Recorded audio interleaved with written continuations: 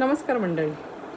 So माझे हे जे व्लॉग्स आहेत हे एक डिस्कशन एक असतं ना की आपल्याला कोणीतरी छोट्या छोट्या टिप्स द्यायला किंवा आपण कोणाशी तरी छोटीशी गोष्ट शेअर करून त्याचे ओपिनियन घ्यायला की हे करतो ते बरोबर आहे की नाही, हे करतो ते बेस्ट ऑप्शन आहे की नाही.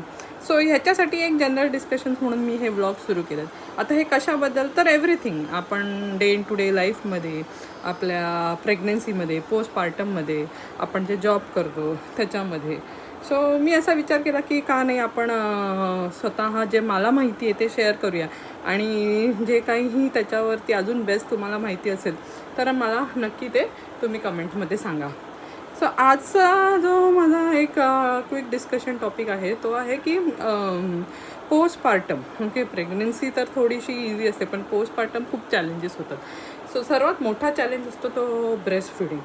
सो मी एकदम सिम्पल गोष्टीमध्ये सांगेन, मी सेकंड टाईम ॲज मॉम बनले आणि फर्स्ट टाईम डेफिनेटली ते डिप्रेशनच असतं. ब्रेस्ट फिडिंग म्हणजे डिप्रेशनच होऊन जातं. खूप लोकांसाठी ते इझी असतं आणि खूप टू वेज असतात. एक खूप इझी होऊन जातं, एक खूप डिफिकल्ट असतं. मी त्या डिफिकल्ट फेजमध्ये होते. But then second time I realize that I have to be unhappy mom. जी आई खुश असते ती बाळाला काहीही देईल ते बेस्टच असते. आणि म्हणून मी तुम्हाला जस्ट एक सिम्पल थिंग सांगेन, मी ब्लाइंडली बाळाला माझं ब्रेस्ट फीड देत होती आणि जर तो रडला तर टॉपअप देत होती, जे डॉक्टरने मला सजेस्ट केलेलं. आणि हे मी जवळजवळ ब्लाइंडली दीड महिना करत होती. After 1.5 to 2 months I will tell you, breast feed दिल्यानंतर तो टॉपअप घेतच नव्हता. So whatever your preference आहे, चमचा, वाटीने, बॉटलने, जे काय आहे ते. सो तो घेतच नव्हता. मला हे कळेना की एवढं कॉस्टली ते आपण टॉपअप आणतो आणि हा घेत नाही. 15 days कंटिन्युअसली मी ब्रेस्ट फीड करते. तो खाली ठेवला की तो रडायचा नाही, पण मला असं वाटायचं अरे ह्याचं पोट भरते की नाही, म्हणून मग मी टॉपअप द्यायची. टॉपअप दिला तर पाहिला तर हा घेतच नाही.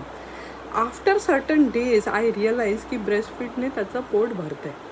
नाव हे कसं काय कन्क्लूड झालं, पहिली गोष्ट म्हणजे त्याचे क्यूज काय आहेत की तो रडत नाही. ब्रेस्ट फीड झाल्यानंतर खाली ठेवल्यानंतर ॲटलीस्ट 1.5-2 तास तो रडत नाही. याचा अर्थ त्याचं पोट भरले, तो छान खेळतो, हसतो, व्यवस्थित राहतो. ओके, आणि हे अचीव कसं केलं, मी पण खुश झालं की हां तो एक्सक्लुझिव्हली ब्रेस्ट फीड करतो. पण हे अचीव कसं केलं, फर्स्ट थिंग जेव्हा माझी डिलिव्हरी झाली आय वॉज व्हेरी क्वाईट काम. जर होत असेल तर ब्रेस्ट फीड करायचं, नाहीतर मग टॉपअप द्यायचं. बाळाला उपाशी ठेवायचं नाही. जे मला गाईड करायला होते ते एक्सलंट डॉक्टर होते आणि त्यांचं मी ब्लाइंडली फॉलो केलं. सो बाळाला कायम ब्रेस्ट फीड द्यायचं. थोडं पेन होतं, आपल्याला त्रास होतो, हळूहळू 5-10 मिनिट्सने स्टार्ट करायचं. अगदी 5 मिनिट, अगदी त्याला जवळ घेणं बाळाला ही खूप मोठी गोष्ट असते. ही खूप प्रचंड मोठी गोष्ट असते. सो आरामात ज्या पण न्यूली मॉम आहेत, ज्या पण मॉम्स आज डिलिव्हर करणार आहेत किंवा ज्या न्यू झाल्या आहेत किंवा ज्या ब्रेस्ट फीडला चॅलेंजेस फेस करत आहेत, एक सिम्पल ओपिनियन की रिलॅक्स राहा. ते बाळ कुठल्याही कन्फ्युजनमध्ये जाणार नाही की त्याला निप्पल कन्फ्युजन होईल, त्याला वरच्या दुधाची सवय लागेल, काहीही नाही. जेवढं तुम्ही रिलॅक्स राहाल ती पॉझिटिव्हिटी 100% बाळामध्ये उतरते. हा माझा आत्ताचा रिसेंट अनुभव आहे.